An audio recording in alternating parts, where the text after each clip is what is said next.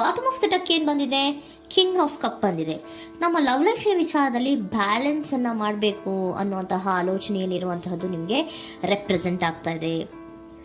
Emotional ಆಗಿ ನೀವು ತುಂಬಾ ಯೋಚನೆಯನ್ನ ಮಾಡ್ತಾ ಇರುವಂತಹದ್ದು, ಒಂದು ಬ್ಯಾಲೆನ್ಸ್ ಇರಬೇಕು, ಒಂದು ರೀತಿಯ ಸ್ಟೇಬಲ್ ಆಗಿರ್ಬೇಕು ನನ್ನ ಲವ್ ಲೈಫು ಅನ್ನುವಂತಹ ಆಲೋಚನೆಯನ್ನ ಮಾಡ್ತಾ ಇರುವಂತಹದ್ದು ರೆಪ್ರೆಸೆಂಟ್ ಆಗ್ತಾ ಇದೆ.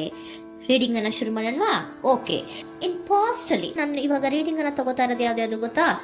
ಸೊ ಪಾಸ್ಟ್ ನ ಬಗ್ಗೆ ಮತ್ತೆ ನಿಮ್ಮ ಲವ್ ಲೈಫಿನ ಪಾಸ್ಟ್ ನ ಬಗ್ಗೆ, ಅಟ್ ಪ್ರೆಸೆಂಟಿನ ಬಗ್ಗೆ, ಹಾಗೇನೆ ಇಮಿಡಿಯೇಟ್ ಫ್ಯೂಚರಿನ ಬಗ್ಗೆ ನಾನು ರೀಡಿಂಗ್ ಅನ್ನ ತಗೋತಾ ಇರೋದು. ಓಕೆನಾ? So bottom of the duck ಅಲ್ಲಿ ಏನಿತ್ತು? So bottom of the duck ನಿಮ್ಗೆ ಏನ್ ಬಂದಿತ್ತು? ಭಾವನಾತ್ಮಕವಾಗಿ ಯೋಚನೆ ಮಾಡುವಂತಹದ್ದು, ಒಂದು ರೀತಿಯ ಸ್ಟೇಬಲ್ ಆಗಿ ಇರಬೇಕು, ಬ್ಯಾಲೆನ್ಸ್ ಅನ್ನ ಮಾಡಬೇಕು ನಮ್ಮ ಲವ್ ಲೈಫಿನಲ್ಲಿ ಅನ್ನುವಂತಹ ಆಲೋಚನೆಯನ್ನ ಮಾಡ್ತಾ ಇರುವಂತಹದ್ದು ಕಿಂಗ್ ಆಫ್ ಕಪ್ಸ್ ನಿಮ್ಮ ಬಾಟಮ್ ಆಫ್ ದ ಡಕ್ ಅಲ್ಲಿ ಬಂದಿತ್ತು. ಅಂದ್ರೆ ನಿಮ್ಮ ಪಾಸ್ಟ್ ನಲ್ಲಿ ಏನಾಗಿತ್ತು? ಸೊ ನೀವು ಬಹಳಷ್ಟು ಯೋಚನೆ ಮಾಡಿನೇ, ನಿಮ್ಮ ಅಂತರಾತ್ಮದ ಮಾತನ್ನ ಕೇಳಿಯೇ ನೀವು ಬಹಳಷ್ಟು ಯೋಚನೆಯನ್ನ ಮಾಡಿ ನೀವು ಕೆಲವೊಂದು ಪ್ರಪೋಸಲ್ ಗಳನ್ನ ಮಾಡಿರೋ, ನಿಮ್ಮ ಲವ್ ಲೈಫಿನ ವಿಚಾರದಲ್ಲಿ ಕೆಲವೊಂದು ಪ್ರಪೋಸಲ್ ಗಳನ್ನ ಮಾಡಿರುವಂತಹದ್ದು ಅಥವಾ ಪ್ರಪೋಸಲ್ ಗಳನ್ನ ನೀವು ಸ್ವೀಕರಿಸಿರುವಂತಹದ್ದು. ಓಕೆನಾ? ಸೊ ಎಮೋಷನಲ್ ಆಗಿ ಏನಾಗಿತ್ತು? ನೀವಿಬ್ರು ಸಮಾಧಾನವಾಗಿ ಇದ್ರಿ, ಸಾಮರಸ್ಯದಿಂದ ಇರ್ತಿತ್ತು, ಮತ್ತೆ ಲವ್ ಲೈಫಿನ ವಿಚಾರದಲ್ಲಿ ಒಂದು ಫುಲ್ಫಿಲ್ಮೆಂಟ್ ಇರ್ತಿತ್ತು. ಹೌದಾ? ನಿಮ್ಮ ಪಾಸ್ಟ್ ನಲ್ಲಿ ಬಹಳಷ್ಟು ಯೋಚನೆ ಮಾಡಿಯೇ ಕೆಲವೊಂದು ಫುಲ್ಫಿಲ್ಮೆಂಟ್ ಗಳು ಇರುತ್ತೆ ಅನ್ನುವಂತಹ ಆಲೋಚನೆಯನ್ನು ಮಾಡಿಯೇ ನೀವು ಕೆಲವೊಂದು ಪ್ರಪೋಸಲ್ ಗಳನ್ನ ಮಾಡಿರುವಂತಹದ್ದು ಅಥವಾ ಪ್ರಪೋಸಲ್ ಗಳನ್ನ ನೀವು ಸ್ವೀಕರಿಸಿರುವಂತಹದ್ದು ನಿಮ್ಮ ಲವ್ ಲೈಫಿನ ವಿಚಾರದಲ್ಲಿ ರೆಪ್ರೆಸೆಂಟ್ ಆಗ್ತಾ ಇದೆ. ಆದ್ರೆ ಅಟ್ ದ ಪ್ರೆಸೆಂಟ್ ನಲ್ಲಿ ಏನಾಗ್ತಾ ಇದೆ? ಅಟ್ ದ ಪ್ರೆಸೆಂಟ್ ನಲ್ಲಿ ನೀವ್ ಯಾಕೋ ಆಲೋಚನೆಯನ್ನ ಮಾಡ್ತಾ ಇರುವಂತಹದ್ದು ರೆಪ್ರೆಸೆಂಟ್ ಆಗ್ತಾ ಇದೆ ನಿಮ್ಮ ಲವ್ ಲೈಫಿನ ವಿಚಾರವಾಗಿ. ನೋಡಿ, 7 ಆಫ್ ಪೆಂಟಿಕಲ್ಸ್ ಬಂದಿದೆ. ಸೊ 7 ಆಫ್ ಪೆಂಟಿಕಲ್ಸ್ ಏನನ್ನ ರೆಪ್ರೆಸೆಂಟ್ ಮಾಡುತ್ತೆ? ಪೀರಿಯಡ್ ಆಫ್ ಕಾಂಟೆಂಪ್ಲೇಷನ್, ಏನೋ ಒಂದು ಯೋಚನೆಯನ್ನ ಮಾಡ್ತಾ ಇರುವಂತಹದ್ದು ನಿಮಗೆ ರೆಪ್ರೆಸೆಂಟ್ ಆಗ್ತಾ ಇದೆ. ಯಾಕೋ ನನ್ನ ಲವ್ ಲೈಫಿನಲ್ಲಿ ಮುಂದೆ ಮುಂದೆ ಹೋಗ್ತಾ ಇಲ್ವಲ್ಲ, ಏನಿದು ಇಷ್ಟು ಸ್ಲೋ ಪ್ರೋಗ್ರೆಸ್ ಅಲ್ಲ ಅನ್ನುವಂತಹ ಆಲೋಚನೆಯನ್ನ ನೀವು ಮಾಡ್ತಾ ಇರುವಂತಹದ್ದು ರೆಪ್ರೆಸೆಂಟ್ ಆಗ್ತಾ ಇದೆ.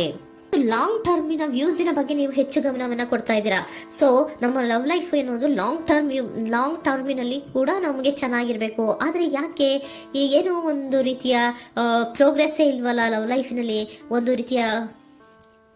ಒಂದು ರೀತಿಯ ಖುಷಿ, ಸಂತೋಷ, ಸಮಾಧಾನ ಯಾಕಿಲ್ಲ ಅನ್ನುವಂತಹ ಆಲೋಚನೆಯನ್ನ ಮಾಡ್ತಾ ಇರುವಂತಹದ್ದು ಅಟ್ ಪ್ರೆಸೆಂಟ್ ಅಲ್ಲಿ ರೆಪ್ರೆಸೆಂಟ್ ಆಗ್ತಾ ಇದೆ. ಯಾಕೆ ಹಾಗೆ ರೆಪ್ರೆಸೆಂಟ್ ಆಗ್ತಾ ಇದೆ ಅಂದ್ರೆ ನೋಡಿ, devil card and 8 of cups. Devil card ಯಾಕೆ ರೆಪ್ರೆಸೆಂಟ್ ಆಗಿದೆ? ಅಡಿಕ್ಷನ್. ನೀವು ಅವ್ರನ್ನ ತುಂಬಾ ಅಡಿಕ್ಟ್ ಆಗ್ಬಿಟ್ಟಿದ್ದೀರಾ, ಅಂದ್ರೆ ಅವ್ರನ್ನ ತುಂಬಾ ಹಚ್ಕೊಂಡ್ಬಿಟ್ಟಿದ್ದೀರಾ, ನಿಮಗೆ ಅವ್ರನ್ನ ಬಿಟ್ಟಿರಕ್ ಆಗೋದಿಲ್ಲ. ಸೊ ನೀವು ಅವ್ರಿಗೆ ಅವಲಂಬನೆ ಆಗಿರುವಂತಹದ್ದು, ನಿಮ್ಮ ಲವ್ ಲೈಫಿನ ವಿಚಾರದಲ್ಲಿ ನಿಮ್ಮ ಪರ್ಸನ್ಗೆ ನೀವು ತುಂಬಾ ಅಡಿಕ್ಟ್ ಆಗಿರುವಂತಹದ್ದು, ತುಂಬಾ ಪ್ರೀತಿಸುವಂತಹದ್ದು, ಒಂದು ನಿಮಿಷನೂ ಕೂಡ ಬಿಟ್ಟಿರೋದಿಲ್ವೇನೋ ಅನ್ನೋಂತಹ ರೀತಿಯಲ್ಲಿ ನೀವು ತುಂಬಾ ಅಡಿಕ್ಟ್ ಆಗಿರುವಂತಹದ್ದು ರೆಪ್ರೆಸೆಂಟ್ ಆಗ್ತಾ ಇದೆ. ಸೊ ಆ ಕಾರಣವಾಗಿಯೇ ನೀವು ಯೋಚನೆಯನ್ನ ಮಾಡ್ತಾ ಇದ್ದೀರಾ. ಸೊ ಯಾವುದೇ ಲವ್ ಲೈಫಿನಲ್ಲಿ ಯಾವುದೇ ರೀತಿಯ ಮುಂದುವರಿಕೆ ಕಾಣ್ತಾ ಇಲ್ವಲ್ಲ, ಏನಾಗ್ಬೋದು, ಏನಾದ್ರೂ ನಾನು ಪ್ರೀತಿಯನ್ನ ಬಿಟ್ಟು ಮುಂದೆ ಹೋಗ್ಬೇಕಾಗುತ್ತಾ ಬೇಜಾರಿನಲ್ಲಿ ಅನ್ನುವಂತಹ ಆಲೋಚನೆಯನ್ನ ಮಾಡ್ತಾ ಇರುವಂತಹದ್ದು ಅಟ್ ಪ್ರೆಸೆಂಟಿನಲ್ಲಿ ರೆಪ್ರೆಸೆಂಟ್ ಆಗ್ತಾ ಇದೆ. ಯಾಕಂದ್ರೆ ಯಾವುದೇ ರೀತಿಯ ಮುಂದುವರಿಕೆಗಳು ಇಲ್ಲ. ಸೊ ನಿಮ್ಮಲ್ಲಿ ಏನಿದೆ? ಕೆಲವೊಂದು ರೀತಿಯ ಸ್ಟಾಗ್ನೇಷನ್ ಅಲ್ಲಿ ಇದೆ, ಅಸಮಾಧಾನಗಳಿದೆ, ಭಿನ್ನಾಭಿಪ್ರಾಯಗಳಿದೆ.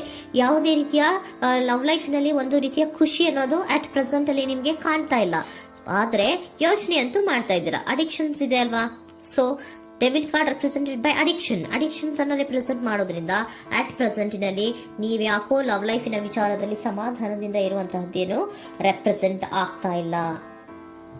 ಸೊ ಏನಾಗುತ್ತೋ, ಇದು ಹಿಂಗೆ ಆಗ್ತಾ ಇದ್ರೆ ಏನಾಗುತ್ತೋ, ಇದೇನ್ ವಿತ್ಡ್ರಾ ಆಗ್ಬಿಡುತ್ತಾ, ನನ್ನನ್ನು ಬಿಟ್ಕೊಡ್ತಾರಾ ಅನ್ನುವಂತಹ ಆಲೋಚನೆಯನ್ನ ಕೂಡ ಕೆಲವೊಬ್ರು ಮಾಡ್ತಾ ಇರುವಂತಹದ್ದು ರೆಪ್ರೆಸೆಂಟ್ ಆಗ್ತಾ ಇದೆ. Next, in the near future ಅಲ್ಲಿ ಅಥವಾ ಇಮಿಡಿಯೇಟ್ ಫ್ಯೂಚರ್, ಇದು 1 ಮಂತಿನ ರೀಡಿಂಗ್ ಅಷ್ಟೇ, ಇನ್ನು ಲೈಫ್ ಲಾಂಗ್ ಇನ ರೀಡಿಂಗ್ ಅಲ್ಲ. ಓಕೆನಾ? ಜಸ್ಟ್ 1 ಮಂತಿನ ರೀಡಿಂಗ್ ಅಷ್ಟೇ.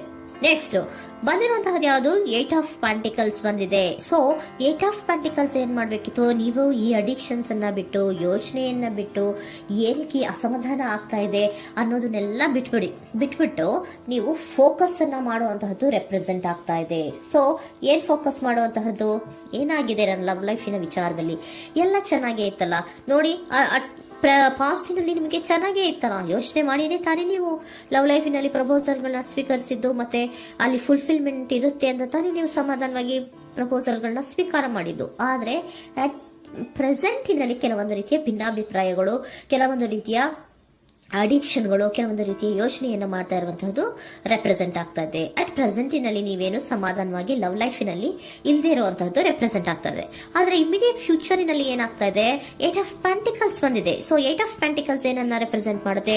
ಓಕೆ, ನೀವೇನ್ ಮಾಡ್ತಾ ಇದ್ದೀರಾ, ಬಹಳಷ್ಟು ಫೋಕಸ್ ಅನ್ನ ನಿಮ್ಮ ಲವ್ ಲೈಫಿನ ವಿಚಾರದಲ್ಲಿ ಮಾಡ್ತಾ ಇರುವಂತಹದ್ದು. ಏನ್ ಮಾಡ್ಬೇಕು, ಯಾಕಿಷ್ಟು ಭಿನ್ನಾಭಿಪ್ರಾಯಗಳು ಬರ್ತಾ ಇದೆ ಅನ್ನೋದ್ರ ಬಗ್ಗೆ ನೀವು ಯೋಚನೆಯನ್ನ ಮಾಡ್ತಾ ಇರುವಂತಹದ್ದು ರೆಪ್ರೆಸೆಂಟ್ ಆಗ್ತಾ ಇದೆ. ನೋಡಿ, ಅದರ ಬಗ್ಗೆ ಹಾರ್ಡ್ ವರ್ಕ್ ಅನ್ನ, ಲವ್ ಲೈಫಿನ ವಿಚಾರವಾಗಿ ಸ್ವಲ್ಪ ಹಾರ್ಡ್ ವರ್ಕ್ ಅನ್ನ ಮಾಡ್ತಾ ಇರುವಂತಹದ್ದು ರೆಪ್ರೆಸೆಂಟ್ ಆಗ್ತಾ ಇದೆ. ಸೊ ಬಹಳಷ್ಟು ಕಮಿಟ್ಮೆಂಟ್ ಅನ್ನ ಇಟ್ಕೊಂಡು ಇದನ್ನ ನಾನು ಸರಿ ಮಾಡ್ಕೊಳ್ಳೇಬೇಕು ಅನ್ನುವಂತಹ ಆಲೋಚನೆಯನ್ನ ಮಾಡ್ತಾ ಇರುವಂತದ್ದು. ಸರಿ ಆಗ್ಲೇಬೇಕು, ಈ ಎಲ್ಲಾ ರೀತಿಯ ಅಸಮಾಧಾನಗಳಿಂದ ನಾನು ಆಚೆ ಬರಬೇಕು, ಸಮಾಧಾನವಾಗಿರ್ಬೇಕು, ಬ್ಯಾಲೆನ್ಸ್ ಅನ್ನ ಮಾಡಬೇಕು ಅನ್ನೋದನ್ನ ನೀವಿಟ್ಕೊಂಡು ನೀವು ಹಾರ್ಡ್ ವರ್ಕ್ ಅನ್ನ ನಿಮ್ ಲವ್ ಲೈಫಿನ ವಿಚಾರದಲ್ಲಿ ಮಾಡ್ತಾ ಇರುವಂತದ್ದು ರೆಪ್ರೆಸೆಂಟ್ ಆಗ್ತಾ ಇದೆ. ನೆಕ್ಸ್ಟ್ ಕಾರ್ಡ್ ಕೂಡ ನಿಮ್ಗೆ ಕಿಂಗ್ ಆಫ್ ಸೋರ್ಟ್ಸ್ ಬಂದಿದೆ. ಸೊ ಕಿಂಗ್ ಆಫ್ ಸೋರ್ಟ್ಸ್ ಏನನ್ನ ರೆಪ್ರೆಸೆಂಟ್ ಮಾಡುತ್ತೆ? ಸ್ಪಷ್ಟವಾಗಿ ಥಿಂಕ್ ಅನ್ನ ಮಾಡ್ತಾ ಇದ್ದೀರಾ. ನಮ್ಮ ಲವ್ ಲೈಫಿನ ವಿಚಾರದಲ್ಲಿ ಯಾಕೆ ಅಸಮಾಧಾನ ಬರ್ತಾ ಇದೆ, ಯಾಕೆ ಭಿನ್ನಾಭಿಪ್ರಾಯ ಬರ್ತಾ ಇದೆ, ನಾನಂತೂ ಅವ್ರನ್ನ ಬಿಟ್ಟಿರಕ್ಕಾಗಲ್ಲ. ಸೊ ನಾನೇನ್ ಮಾಡ್ಬೇಕು, ಇದನ್ನೆಲ್ಲ ಕೂಡ ಬ್ಯಾಲೆನ್ಸ್ ಅನ್ನ ಮಾಡ್ಬೇಕು. ಅದಕ್ಕೆ ನಾನು ಏನ್ ಮಾಡ್ಬೇಕು, ಫೋಕಸ್ ಅನ್ನ ಮಾಡ್ಬೇಕು. ಫೋಕಸ್ ಅನ್ನ ಮಾಡಿ ಅಲ್ಲಿ ನೀವು ಕರೆಕ್ಟ್ ಆಗಿ ಕ್ಲಿಯರ್ ಥಿಂಕಿಂಗ್ ಅನ್ನ ಮಾಡಿ, ಒಂದು ಸ್ಟ್ರಾಂಗ್ ವಿಲ್ ಪವರ್ ಅನ್ನ ಇಟ್ಕೊಂಡು ನೀವು ಮೆಚ್ಯೂರ್ ಆಗಿ ಥಿಂಕ್ ಮಾಡಿ ಕೆಲವೊಂದು ರೀತಿಯ ನಿರ್ಧಾರಗಳನ್ನ ಮಾಡುವಂತಹದ್ದು ರೆಪ್ರೆಸೆಂಟ್ ಆಗ್ತದೆ. ನೋಡಿ, ಸ್ಟ್ರಾಂಗ್ ಆಗಿ ಒಂದು ವಿಲ್ ಪವರ್ ಅನ್ನ ಇಟ್ಕೊಂಡು ಫೋಕಸ್ ಅನ್ನ ಮಾಡಿ ನೀವು ನಿಮ್ಮ ಲವ್ ಲೈಫಿನ ವಿಚಾರದಲ್ಲಿ ಬಹಳಷ್ಟು ಧೈರ್ಯದಿಂದ ನಿಮ್ಮ ಲವ್ ಲೈಫಿನ ವಿಚಾರವನ್ನ ಅಥವಾ ಲವ್ ಅನ್ನ ನೀವು ಬ್ಯಾಲೆನ್ಸ್ ಅನ್ನ ಮಾಡುವಂತಹದ್ದು ರೆಪ್ರೆಸೆಂಟ್ ಆಗ್ತಾ ಇದೆ. ಈಗ ಅಟ್ ಪ್ರೆಸೆಂಟ್ ಅಲ್ಲಿ ನಿಮಗೆ ಬೇಜಾರಿರಬಹುದು, ವಿಧಾನಗಳಿರಬಹುದು, ಆದ್ರೆ ಇನ್ ನೆಕ್ಸ್ಟ್ ನಿಂದ ನಿಯರ್ ಫ್ಯೂಚರ್ ಅಲ್ಲಿ ನೀವು ಅದನ್ನ ಫೋಕಸ್ ಮಾಡುವಂತಹದ್ದು, ಅದರ ಕಡೆಗೆ ಹೆಚ್ಚು ಗಮನವನ್ನ ಕೊಡೋದು, ಕ್ಲಾರಿಟಿಯ ಥಿಂಕಿಂಗ್ ಅನ್ನ ಮಾಡುವಂತಹದ್ದು, ಕ್ಲಿಯರ್ ಆಗಿ ಥಿಂಕಿಂಗ್ ಅನ್ನ ಮಾಡೋದು, ಕ್ಲಾರಿಟಿಗೆ ಬರುವಂತಹದ್ದು, ಧೈರ್ಯವಾಗಿ ಮುಂದೆ ಹೋಗುವಂತಹದ್ದು ನಿಮ್ಗೆ ರೆಪ್ರೆಸೆಂಟ್ ಆಗ್ತಾ ಇದೆ. ಅದೇ ನಿಮಗೆ ಬಾಟಮ್ ಆಫ್ ದ ಡಕ್ ಬಂದಿರುವಂತಹದ್ದು ಕಣ್ರಿ, ಕಿಂಗ್ ಆಫ್ ಕಪ್ಸ್ ಬಂದಿದೆ.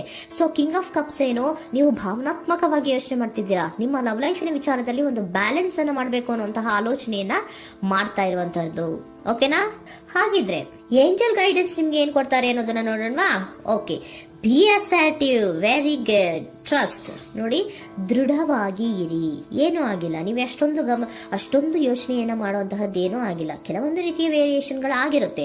ಸೊ ವೇರಿಯೇಷನ್ಗಳಾಗಿದ್ರೂ ಕೂಡ ನೀವು ಫೋಕಸ್ ಅನ್ನ ಮಾಡ್ತೀರಾ, ಅದರಲ್ಲಿ ನಿಮ್ಗೇನು ನಷ್ಟ ಏನೂ ಆಗಲ್ಲ, ಅಥವಾ ನೀವೇನನ್ನೂ ಕೂಡ ಕಳ್ಕೊಂಡು ನೀವು ಆಚೆ ಬರಲ್ಲ. ಫೋಕಸ್ ಅನ್ನ ಮಾಡಿ ಕರೆಕ್ಟ್ ಆಗಿ ಕ್ಲಿಯರ್ ಥಿಂಕಿಂಗ್ ಅನ್ನ ಮಾಡಿ ನೀವು ಕರೆಕ್ಟ್ ಆಗಿ ಮಾತಾಡ್ಬಿಟ್ರೆ ನಿಮ್ಮ ಲವ್ ಲೈಫ್ನಲ್ಲಿ ಬ್ಯಾಲೆನ್ಸ್ ಅನ್ನೋದು ಬಂದ್ಬಿಡುತ್ತೆ. ಓಕೆನಾ? ಬಿ ಅಸರ್ಟಿವ್, ದೃಢವಾಗಿರಿ, ಧೈರ್ಯವಾಗಿರಿ, ಟ್ರಸ್ಟ್, ನಂಬಿಕೆಯಿಂದ ಇರಿ, ಏನೂ ಆಗಲ್ಲ. ನೀವು ಅಷ್ಟೊಂದು ಅಸಮಾಧಾನ ಮಾಡ್ಕೊಂಡು ಅಷ್ಟೊಂದು ಬೇಜಾರನ್ನ ಮಾಡ್ಕೊಂಡು ಏನಾಗ್ತಿದೆಯೋ ಅಂತ ಗಾಬರಿ ಪಡುವಂತಹದ್ದೇನೂ ಆಗಿಲ್ಲ.